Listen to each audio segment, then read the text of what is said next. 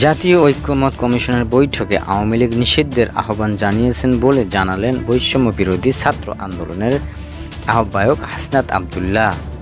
হাসনাত আব্দুল্লাহ বলেন, আমরা বৈষম্য বিরোধী ছাত্র আন্দোলনের পক্ষ থেকে একটি বিষয় ক্লিয়ার করেছি, যে নৌকায় ডুবে গেছে তা আর কখনো আসবে না।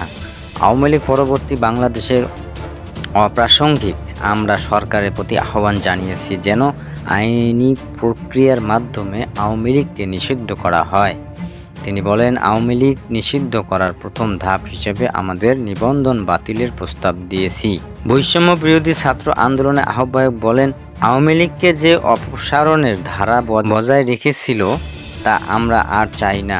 আর অপশাসন দূরীকরণে যে সংস্কার তা সব রাজনৈতিক দলকে বজায় রাখতে হবে, কারণ বর্তমান প্রজন্মের কাছে এটা তাদের দায়ভার।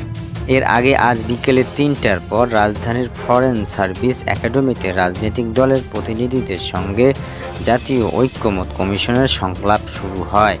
এতে সভাপতিত্ব করেন প্রধান উপদেষ্টা ডক্টর মোহাম্মদ ইউনূস। বৈঠকে বিএনপি, জামাতে ইসলাম, এলডিপি, জাতীয় নাগরিক কমিটি, জাতীয় পার্টি কাজী জাফর, নাগরিক ঐক্য, ইসলামী আন্দোলন, খেলাফতে মজলিস, গণসংহতি আন্দোলন, গণ অধিকার পরিষদ সহ বিভিন্ন রাজনৈতিক দলের নেতাকর্মীরা অংশ নেন।